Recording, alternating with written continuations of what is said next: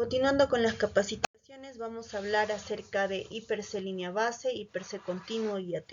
Bien, vamos con un poco de definiciones, ¿ok? Como todos ya saben, pues el IPRC es una herramienta que permite identificar, ¿ok?, los peligros, evaluar los riesgos y controlar e implementar medidas de control de los riesgos durante las actividades que se realicen en una organización.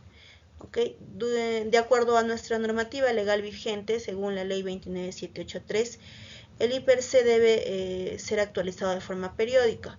Vamos a tener presente que esta matriz se debe actualizar ¿cuándo? Primero, cuando se realicen cambios en el proceso, equipo, materiales, insumos, herramientas y ambientes de trabajo que afecten la seguridad y salud ocupacional en los trabajadores. Segundo, cuando haya habido la ocurrencia de incidentes peligrosos o accidentes de trabajo. Y bueno, se dicte algunos cambios en la legislación, ¿no? Bien, vamos con el IPRC de línea base. ¿Ok? Esta IPRC de línea base es la que se actualiza de forma periódica, es la que con la ocurrencia de algún accidente o incidente se tiene que actualizar o cuando haya habido un cambio en la legislación vigente. ¿Ok? Esta línea base es la matriz del IPRC. Entonces, este documento está en cada una de sus unidades, está en las oficinas, ya, porque la ley exige de que estas tengan que ser visibles a los trabajadores. Ya, bien, entonces es una evaluación en el campo donde se realizan las actividades, cuyo caso se debe hacer lo siguiente. Primero, definir el equipo evaluador. ¿Ok? Definir el equipo evaluador generalmente lo conforma el comité, los supervisores operativos, los supervisores de seguridad y los trabajadores, ¿no?, quienes conocen su puesto de trabajo y pueden dar sugerencias de algunos controles que podríamos tomar. ¿Ok? Entonces se tiene que hacer eso, ¿no? Primero, definir el equipo evaluador. Segundo, establecer el contexto. Tercero, identificar los peligros. Y cuarto, definir los controles. En el sector minero, generalmente, este IPRC de línea base lo elabora el titular minero. Vamos con el IPRC continuo. ¿Ok? Esta se realiza al inicio de cada actividad. ¿Ok? Es la identificación de peligros y evaluación de riesgos es de forma continua. ¿Ok? Entonces, es obligatorio de que al inicio de actividades este IPRC sea correctamente llenado y además, bueno, verificado por el supervisor operativo, quien es quien autoriza el trabajo, ¿no?, con el visto bueno de supervisión de seguridad. Ok, vamos a ver un poco más de esta matriz. Yo sé que la conocen, diariamente la hacen. Descripción del peligro, riesgo, cómo evaluamos ese riesgo inicial, qué medidas tomamos y cómo evaluamos ese riesgo residual. ¿Ok? Descripción del peligro, por ejemplo, conducción bajo fatiga y somnolencia. ¿Cuál es el riesgo? Despiste, choque, atropello, colisión, etc. Puede pasar mucho cuando se conduce bajo los efectos de fatiga y somnolencia. Evaluación del IPRC. ¿Cómo evaluamos? Evaluamos a través del cuadro que se encuentra en la parte inferior derecha. ¿Ok? Por ejemplo, en el cuadro me dice probabilidad común, ha sucedido, podría suceder, raro que suceda, prácticamente imposible que suceda. ¿Ok? Entonces, la probabilidad, digamos, es que podría suceder, conducir bajo fatiga y somnolencia. ¿Ya? ¿Cuál sería la severidad si se conduce bajo los efectos de fatiga y somnolencia? Puede ser catastrófico, puede ser fatal, puede ser permanente, temporal, menor. ¿Ok? Entonces se considera que esto es fatal y hasta catastrófico, ¿no? Depende de la cantidad de víctimas y además estamos hablando de vidas humanas, de la cantidad de personas que usted lleva a bordo.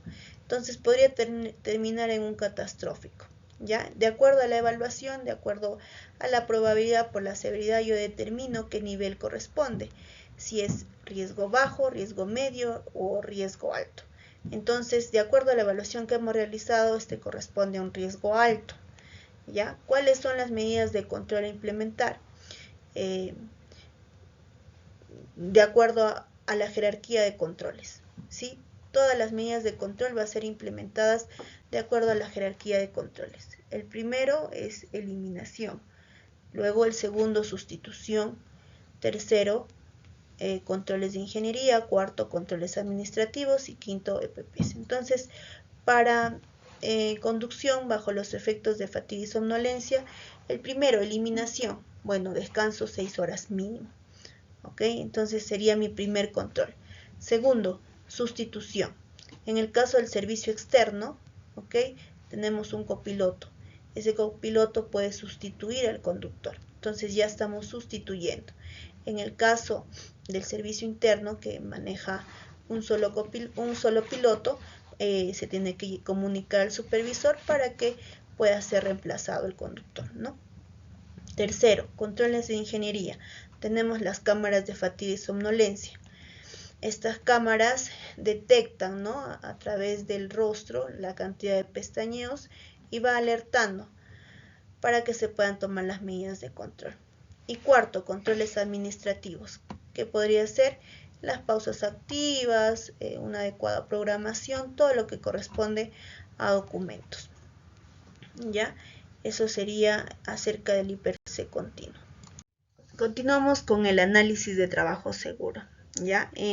Una diferencia bastante notoria entre el IPRC continuo y el ATS es que el IPRC continuo va a ser aplicado para actividades rutinarias, el ATS para actividades no rutinarias. ¿Qué quiere decir esto?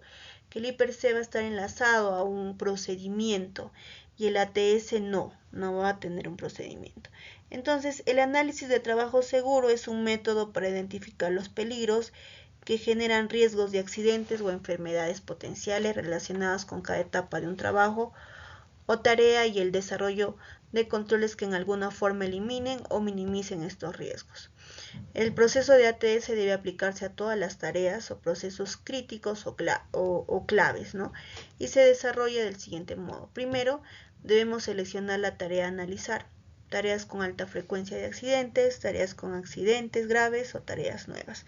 Entonces, el ATS va a ser aplicado cuando no exista un procedimiento o cuando la actividad sea crítica. ¿Ya? Segundo, vamos a definir los pasos principales del trabajo tarea. Aquí tenemos un ejemplo, el esmerilado, ¿ok?, de una barra. Primero tenemos que retirar la barra a esmerilar de la caja alimentadora. ¿Sí? El segundo paso, introducir la barra contra el esmeril para eliminar las rebabas. ¿Qué es una rebaba? Es el exceso de material, ¿no? Depositar la barra esmerilada en la caja de barras esmeriladas. ¿Ok? Entonces estamos haciendo el paso a paso de la actividad crítica que se va a desarrollar. Lo siguiente que debemos hacer es identificar las posibles exposiciones a pérdida, ¿ya?, a daños posibles a personas, propiedad y proceso producto del peligro existente. ¿Ok? Entonces, una vez identificados, se toman las medidas de control. Se indica, ¿no?, utilizar equipo de protección adecuado para las manos, ojos y pies. ¿Ok? Se utilizará camisa de mangas cortas a fin de evitar pues una exposición a un atrapamiento de ropa. ¿Sí? Instalar extractores localizados para polvo a fin de que evitar una inhalación de partículas, ¿sí?, respirables y causar daños respiratorios al trabajador. Colocar una guarda sobre el esmeril, ¿ok?, a fin de que el colaborador pueda por alguna razón meter la mano, entonces el esmeril ya tiene una guarda de protección. ¿Ok? Retirar, el paso 3, retirar barras sin rebabas de cajas para evitar acumulación. Entonces, con esta identificación de posibles exposiciones, también estoy indicando las recomendaciones para que se lleve a cabo un trabajo